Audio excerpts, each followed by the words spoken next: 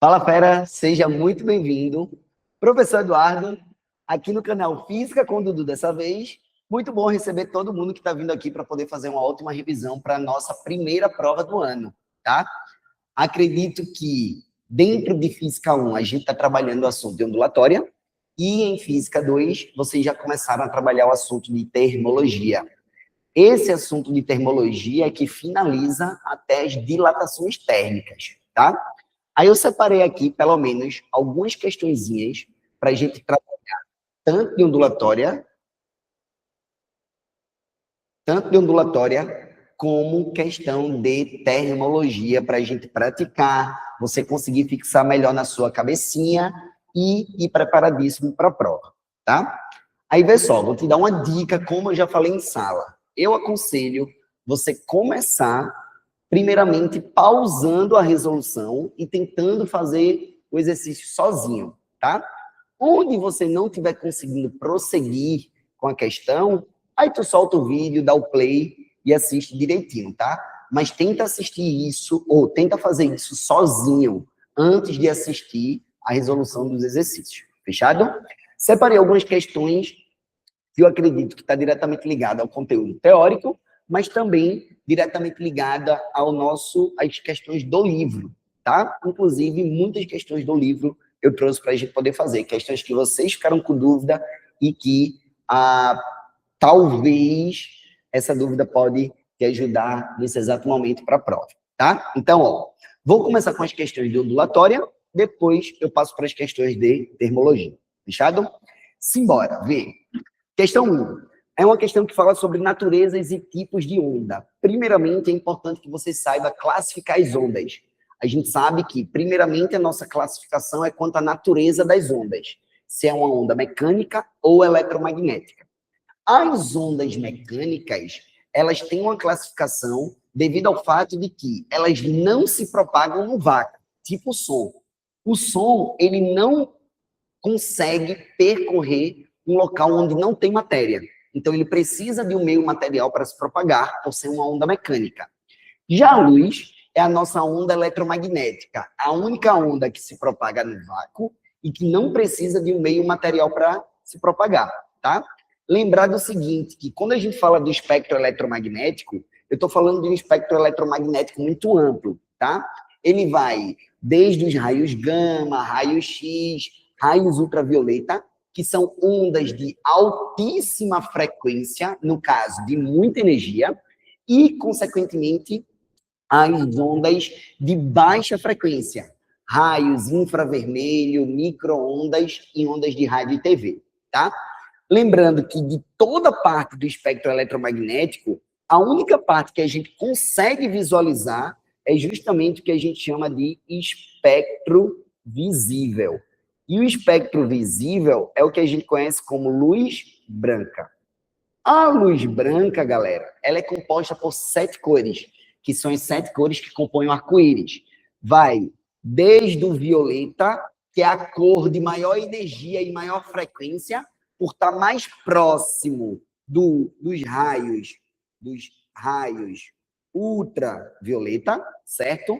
Depois do violeta, a gente tem o anil, que é um azul tipo escuro.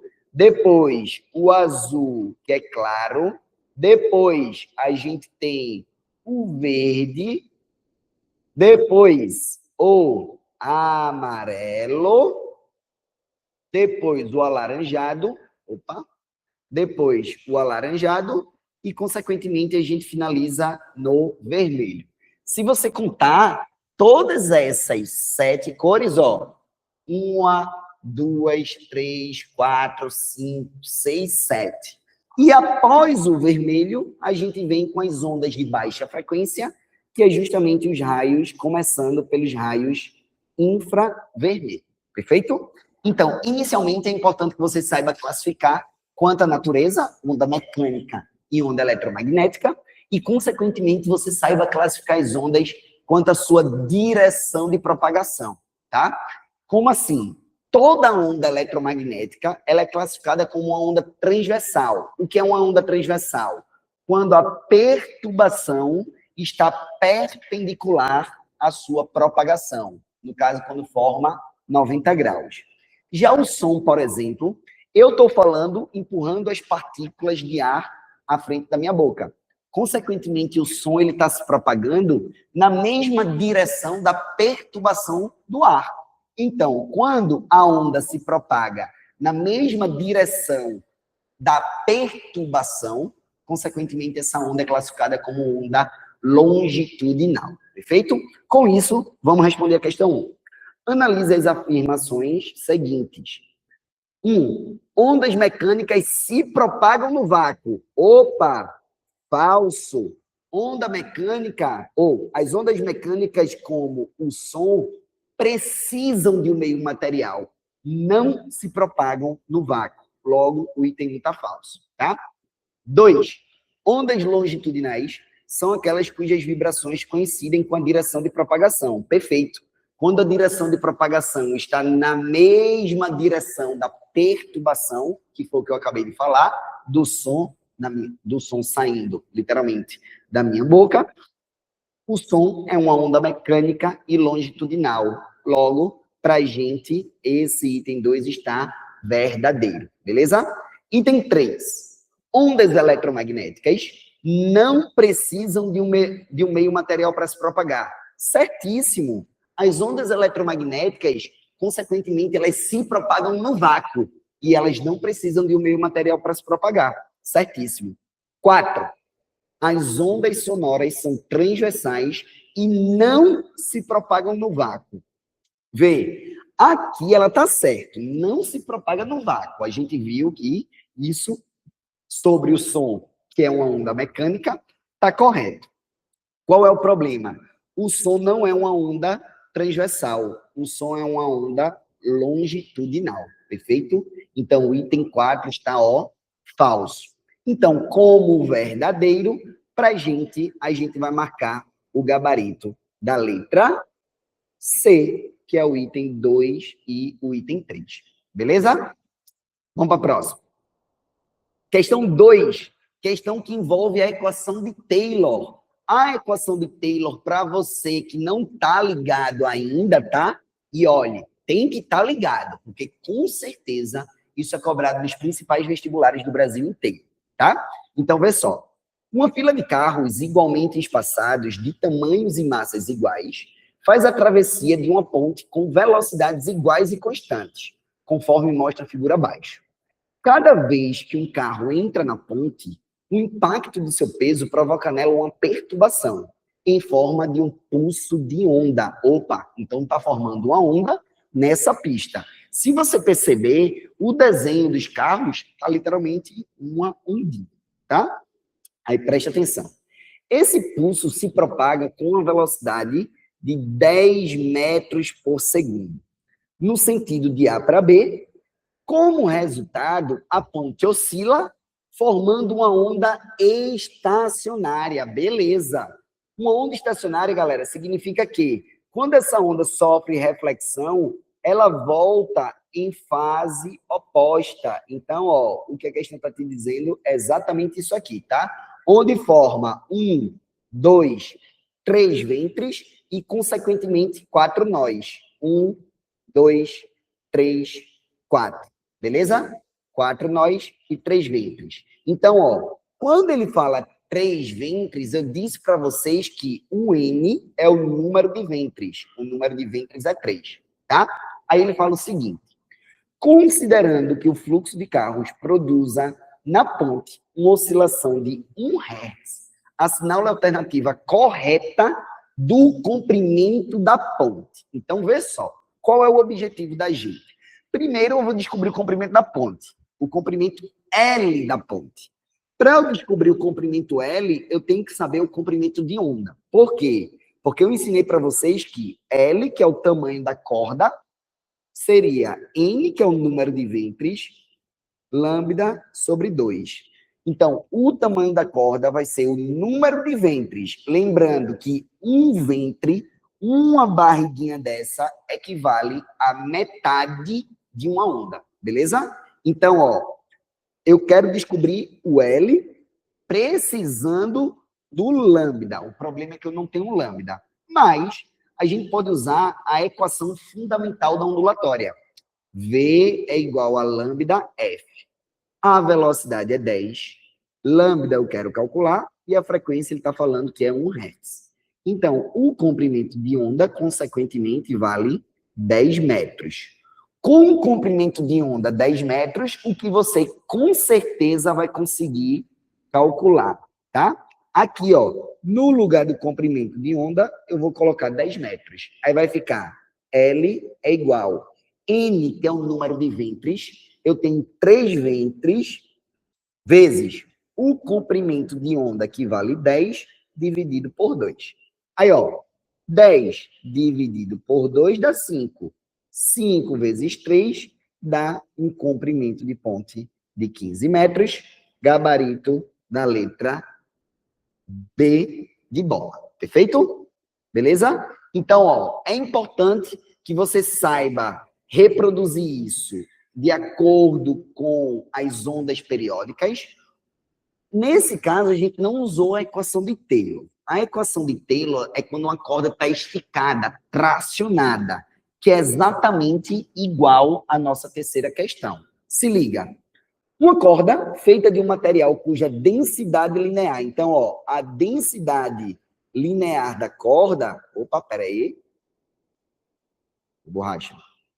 A densidade linear da corda, que é o Mi, está sendo 10 gramas por metro. Cuidado, a gente não pode trabalhar com a massa em gramas, tá? Tem que ser em quilo. Então, para passar de grama para quilo, a gente divide por 1000. E dividir por 1000, galera, é a mesma coisa que multiplicar por 10 a menos 3. Aí agora ficou quilograma por metro. Se você fizer essa continha, 10 vezes 10 a menos 3, isso dá 10 a menos 2, tá?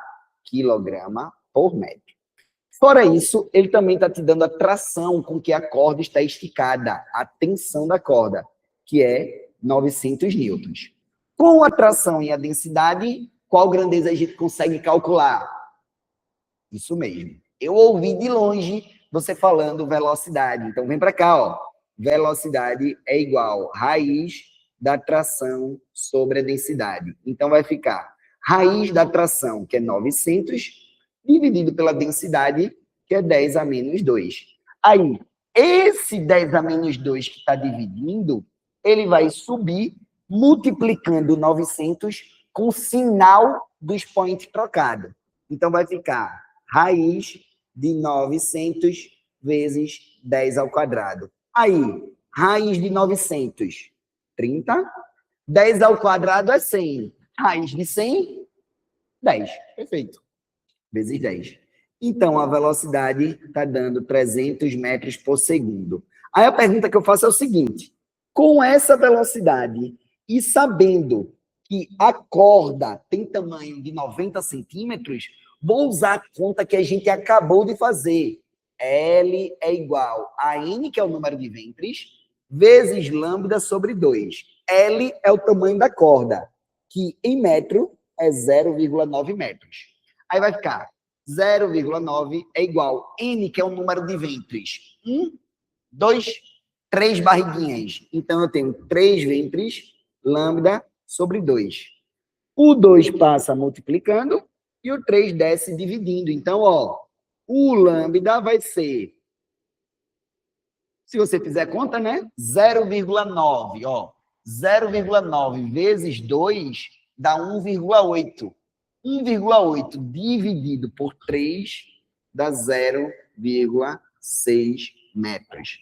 Aí a pergunta que eu te faço é o seguinte: se a gente tem o comprimento de onda e se a gente tem a velocidade, qual grandeza eu consigo calcular?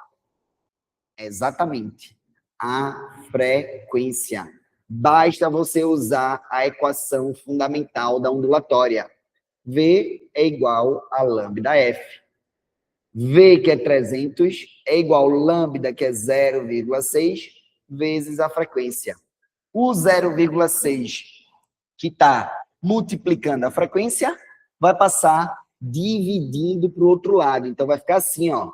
300 dividido por 0,6 é igual à frequência. Se você fizer exatamente essa conta, você vai chegar numa frequência exato de 15 Hz. É o que diz o nosso gabarito da letra E. Fechado? Então, ó, com certeza vocês devem se deparar com classificação de ondas. É importante você saber quais são as ondas de alta frequência, de baixa frequência. Lembrando que todo o espectro eletromagnético, raios gama, raios X, raios UV, espectro visível, tudo é luz, galera. Logo, todo mundo se movimenta com aquela velocidade, que é 3 vezes 10 à oitava. Fechado?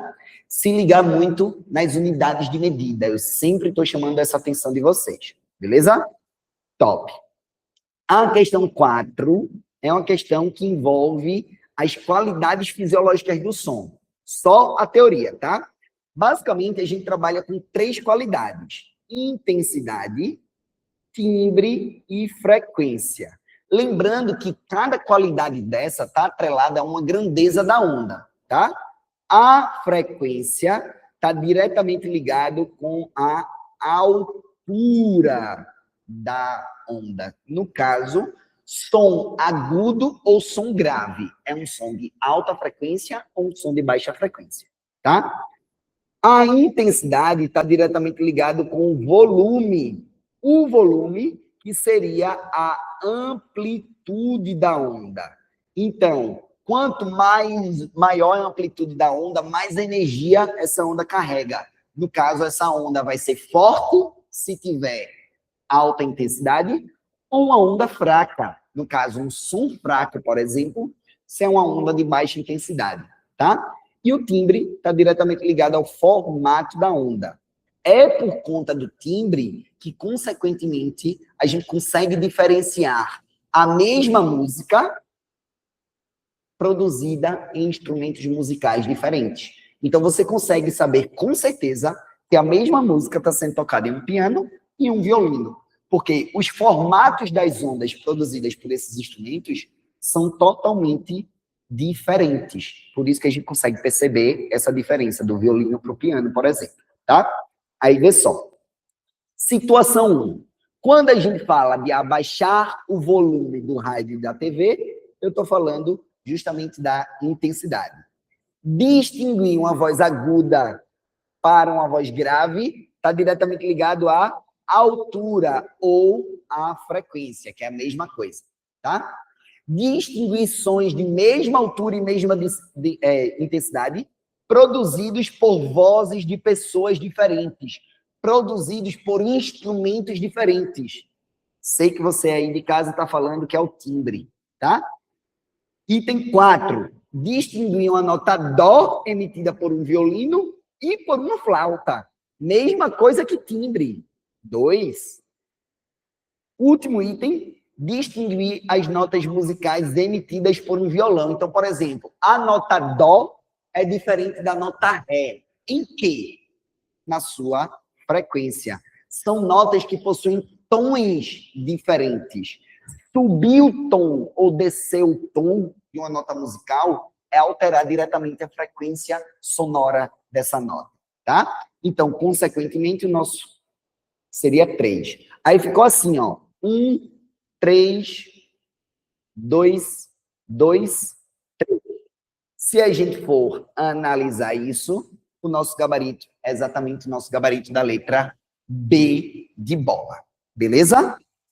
Acredito que, por enquanto, está tranquilo. Nosso assunto está bem tranquilo, tá? A nossa última questão é uma questão justamente que envolve intensidade sonora, tá? Aí, vê só. Lembrando, primeiramente, que a intensidade no Sistema Internacional de Medida está diretamente ligado à potência sonora, tá? Então, vai ser a potência pela unidade de área. Lembrando que a área é calculada com 4πr ao quadrado, em que R é a distância entre a fonte e o observador que está ouvindo aquele som, tá? E para a gente calcular a intensidade em um outro formato que não esteja no SI a gente está medindo daquela maneira, potência sobre a área. Quando não é no Sistema Internacional de Medida, a gente calcula isso através do nível sonoro, que é medido em decibéis. Decibel não é unidade do Sistema Internacional de Medida, tá? E para a gente fazer a conta, a própria questão já te trouxe o cálculo, ó. 10 log de I sobre I0, perfeito? Onde I0 é 10 elevado a menos 12, tá? Não podem esquecer disso, tá bom? Então, ó, eu quero calcular primeiro a potência. Então, a questão quer que você calcule a potência em watts. Para a gente calcular a potência, galera, a gente tem que calcular a área e a intensidade. Primeiro eu vou calcular a área, que é mais fácil, tá? A área é 4πr ao quadrado, onde R é uma distância de 40 metros da caixa. Então, vai ficar 4 vezes 40 ao quadrado vezes π. Como a questão está pedindo um valor aproximado, eu vou botar π para 3, tá? Aí vai ficar assim, preste atenção. A área está dando 4 vezes 40 ao quadrado, 1.600 vezes 3, tá? Por enquanto eu vou deixar isso assim, depois eu vou fazer a conta geral, tá? Para calcular a intensidade do nível sonoro, eu vou vir para cá. Eu quero um nível sonoro de 120 decibéis. Então, vai ficar assim, ó, 120 é igual a 10 log de I sobre 10 a menos 12. 10 a menos 12, tá? Aí ficou assim, ó. Vou cortar o 0 do 120 com o 0 do 10. Aí desse lado vai ficar 12 é igual log de I vezes 10 a 12ª. Aí, aplicando a propriedade de log, vai ficar assim, ó. 12 é igual log de I mais log de 10 elevado a 12. Aí, ó, esse 12, como propriedade do log, a gente dá um peteleco nele aqui para frente. Aí vai ficar 12 log de 10 na base 10. Aí, ó, se a gente for fazer essa conta, vai ficar 12 igual log de I mais 12. Aí, se você pegar o 12, que está somando o log de I e passar para o outro lado, vai ficar 12 menos 12, que dá 0, é igual log de I na base 10. Aí, essa base passa para o outro lado. Aí vai ficar, deixa eu mudar até a cor aqui. Aí vai ficar 10 elevado a 0 é igual a log de I. Qual é o número? Opa, log de I não, né? Que é igual a I. Qual é o número que elevado a, qualquer número elevado a 0 dá quanto? 1, perfeito. Então, a intensidade está sendo 1. Aí vê, para calcular a intensidade, é igual potência sobre a área. A intensidade, a gente viu que dá 1. Eu quero calcular a potência quando a área está sendo 4 não, né? 12 vezes 1.600. Pega tudo e passa multiplicando. Então, a potência é igual a 12 vezes 1.600. Fazendo essa conta, galera, para o nosso gabarito, a resposta mais próxima que a gente encontra é a resposta de 20.000 watts. Beleza? Então, ó, vou dar uma travadinha aqui. Você revisa a parte de ondulatória, fechou? E depois clica no vídeo de baixo para a gente trabalhar a parte de termologia. Beleza? Tamo junto. Estuda direitinho, tá? Tô contigo. É nóis.